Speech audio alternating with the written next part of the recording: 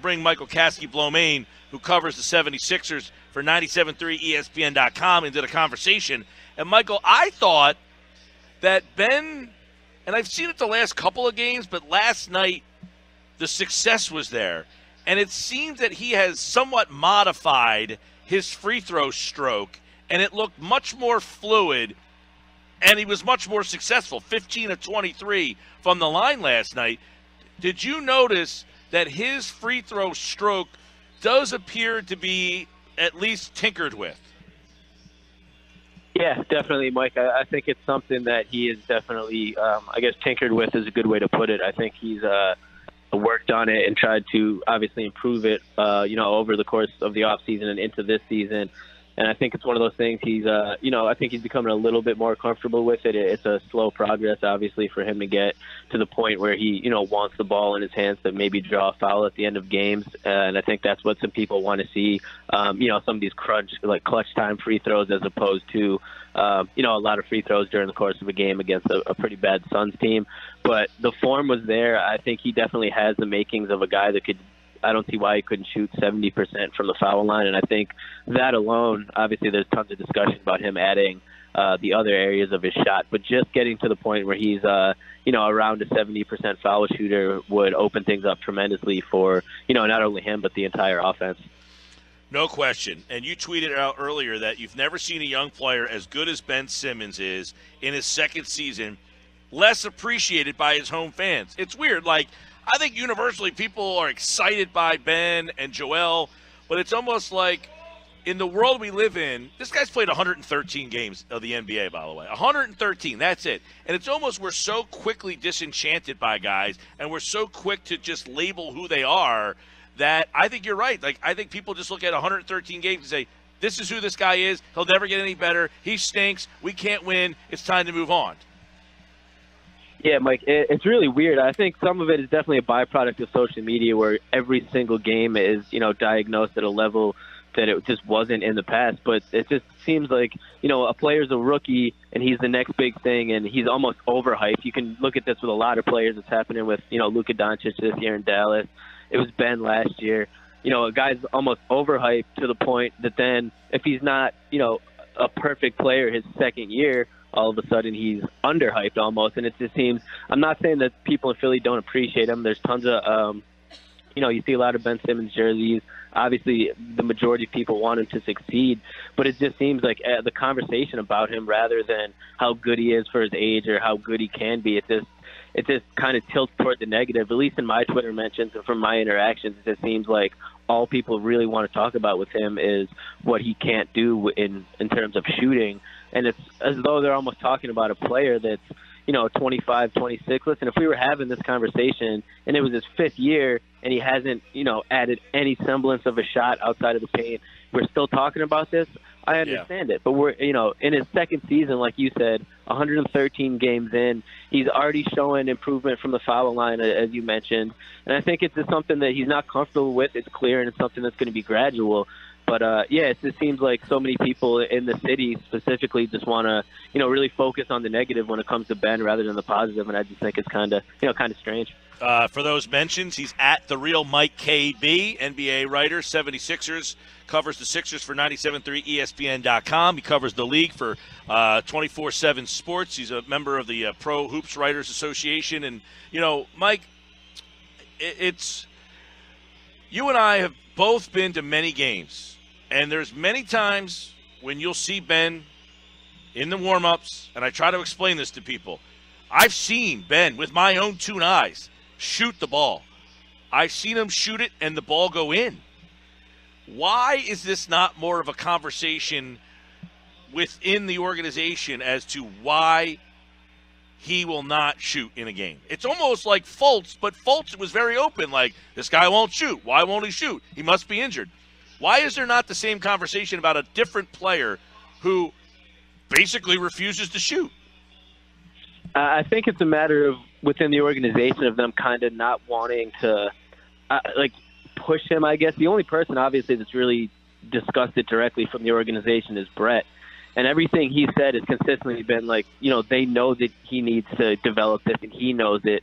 but at the same time, they want him to be able to do it on his own, his own accord, basically, to where he feels comfortable. But Brett said, like, multiple times he would love to see Ben take, like, that pull-up that he took in L.A. the other night in the middle of the shot clock. He would love to see Ben take more of those, even if they don't go in. And I think it's just a matter of, Ben getting comfortable in the organization, not wanting to, put a mandate on him that he has to kind of change his game or what he's successful at, and kind of them thinking that by letting him develop it at his own pace, he'll become, more confident and comfortable in it. Yeah. And still, like, they view him in a realistic way that you and me kind of talk about, that I think some of the fans miss, as still a super young player, a 22-year-old kid, that it kind of goes back to what I said. If this was, if it's his fourth year, 2021 season, and it's the same exact issues, I feel like the organizational perspective would be different. There would be, a different approach, but they're looking at it like, listen, this kid does all of this. They see the same things that you see too. They know that he can shoot. Like you said, we've seen it. I've been to the practices before the games. He knocks down threes. I mean, he's not shooting like Steph Curry from 30 feet between the line, but he's shooting corner threes and knocking them down at, 50% rate. He's shooting elbow jumpers and knocking them down.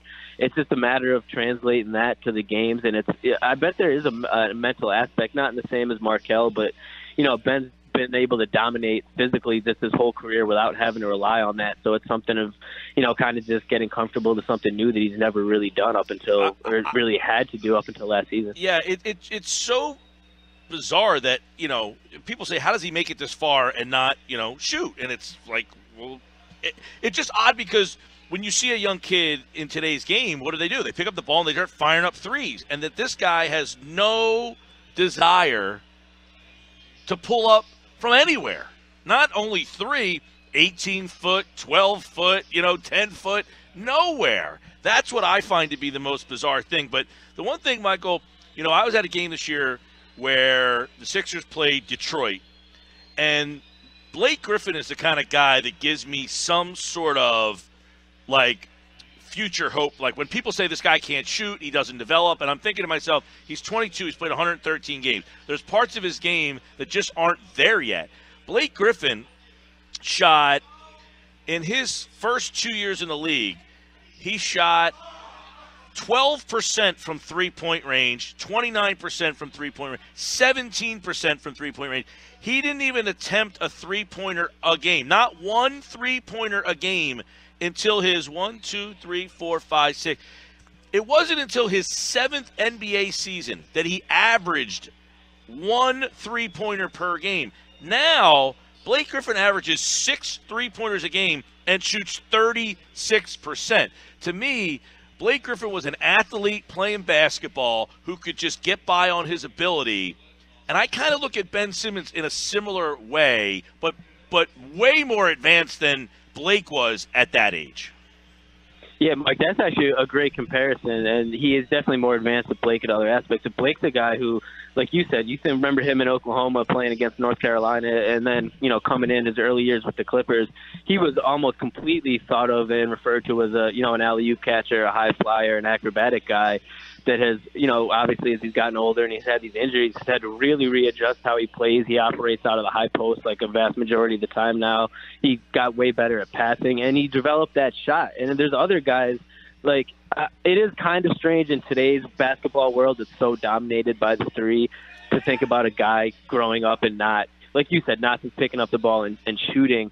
But some of these guys, like, obviously it's a weird comparison, but someone like Shaq, who was always so physically dominant when he was coming up, he never had to shoot. And in a way, I feel like Ben is the same way. Or you look at a guy like Giannis, like these physical freaks that middle school, high school, college for Ben, obviously, they were able to just use the natural athleticism and size to dominate, so there wasn't the same, I guess, like, need or instinct to work on that shot that, like, a guy like Steph, who, if he's not shooting, he's not going to be in the league, has. And then, yeah, like a guy like Blake is similar. Like, he skated by on athleticism early on all through his career, gets to the league. Eventually, he's able to use his athleticism, but to take that next step, he has to develop a shot. And I see no reason, based off the work ethic that Ben has, and it's not like his shot is butt ugly. It's not terrible.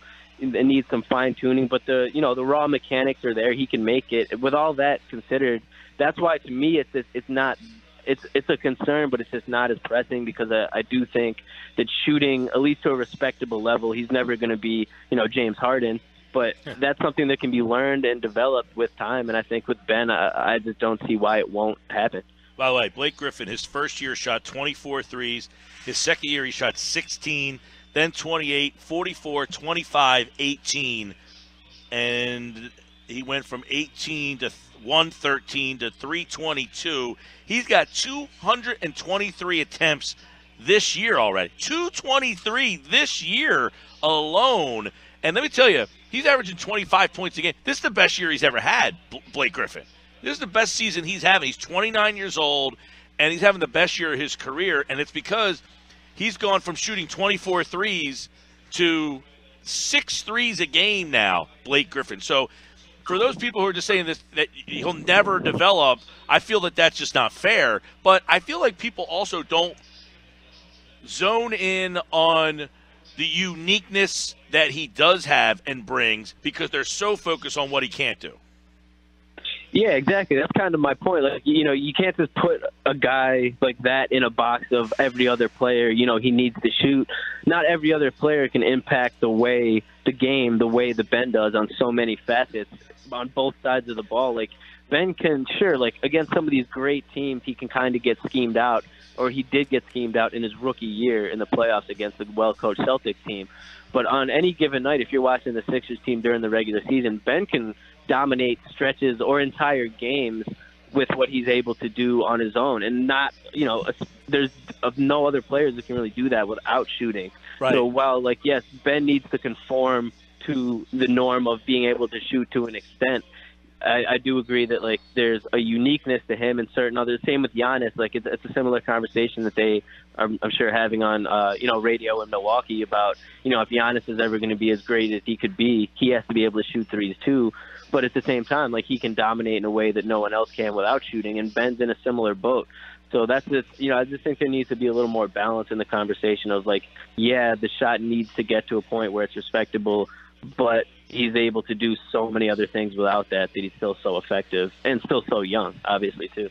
Overall, road trips over, coming back home, 2 wins back-to-back. They had the horrible loss in Portland. They had the loss against the Celtics that kind of kicked this thing off on Christmas Day. But overall, they got through it. They won a game last night without Butler and Chandler. But I think when I saw last night, even though they won, they blew a big lead, they were able to hold on, that the team needs more depth. I mean, when you're starting Korkmaz and Bolden, 2 guys who I like, by the way, but I don't think they can't be as up the depth chart as they are right now if this team has any hopes of being an NBA Finals team.